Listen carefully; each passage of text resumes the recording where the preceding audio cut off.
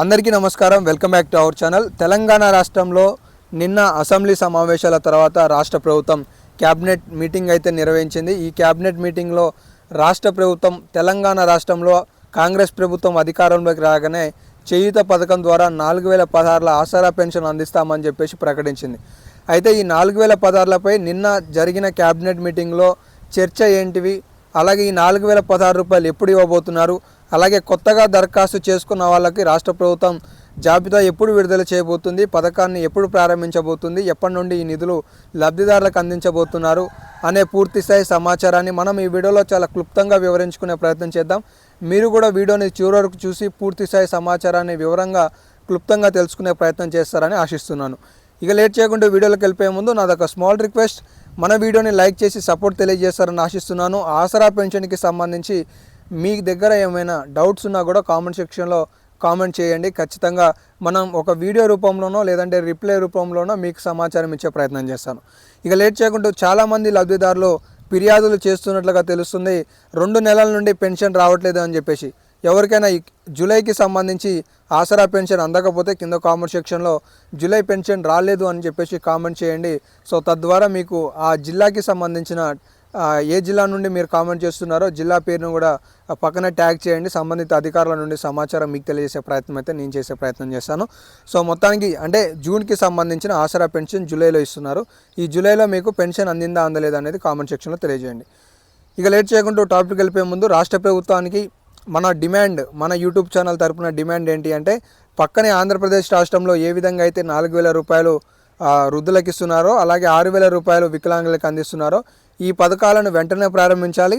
అలాగే మొదటి వారంలోనే ఆసరా పెన్షన్ను లబ్ధిదారులకి అంటే పక్కనే ఉన్న ఆంధ్రప్రదేశ్ ప్రభుత్వం 1వ తారీఖున 96%, 2వ తారీఖున 100% పూర్తి చేయాలని నిర్ణయాలతో అందరికీ ఇంటి వద్దనే ఆసరా పెన్షన్ ఇస్తుందో అదే రీతిలో తెలంగాణ రాష్ట్రంలో కూడా ఈ పథకాన్ని ప్రారంభించాలి అని చెప్పేసి డిమాండ్ ఉన్నది. సో దీనికి సంబంధించి మీరు కూడా కింద డిమాండ్ విజ్ఞప్తులు తెలియజేస్తారని అయితే ఆశిస్తున్నాను. ఇక లేట్ చేయకుండా లేటెస్ట్ అప్డేట్స్లో కనుక వచ్చేసినట్టయితే నిన్న అసెంబ్లీ సమావేశాల అనంతరం తెలంగాణ రాష్ట్ర క్యాబినెట్ మీటింగ్ జరిగింది.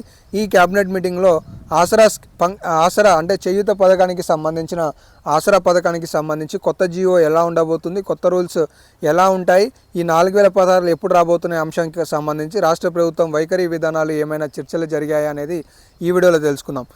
మనం ఇక్కడ చూసుకోవచ్చు, మొత్తానికి 45 ఎజెండా అంశాలపై రాష్ట్ర ప్రభుత్వం క్యాబినెట్ చర్చ జరిగింది. ఇది సీఎం రేవంత్ రెడ్డి గారి అధ్యక్షతన జరిగినట్లుగా తెలుస్తుంది. కాకపోతే ఈ అంశానికి సంబంధించిన ప్రకటన మాత్రం పొంగులేటి శ్రీనివాసరావు గారు ప్రస్తావించారు. సో ఈ 45 ఎజెండాలో ఆసరా పెన్షన్కి సంబంధించి చర్చ జరిగిందా జరగలేదా అనేది చూసుకుందాం. ముఖ్యంగా రేషన్ కార్డులు, ఆరోగ్యశ్రీ, రైతు భరోసా, అలాగే స్కిల్ డెవలప్మెంట్కి సంబంధించి రాష్ట్ర ప్రభుత్వం ప్రకటన అయితే చేసింది. ఈ గైడ్లైన్స్కి సంబంధించి విధి విధానాలపై రాష్ట్ర ప్రభుత్వం అయితే ప్రకటన చేయలేదు. కానీ ఆసరా పెన్షన్కి సంబంధించి రాష్ట్ర ప్రభుత్వం మాత్రం ఆగస్టు నుండి 4016 రూపాయలు పెంపు చేసి 2025లో ఇవ్వాలని ఆలోచన పెట్టుకున్నట్లుగా విశ్వసనీయ సమాచారం అయితే తెలుస్తుంది. మరి దీనికి సంబంధించి మాత్రం రాష్ట్ర ప్రభుత్వం ఒక ప్రకటన విడుదల చేయాల్సిన అవసరం అయితే ఉంది.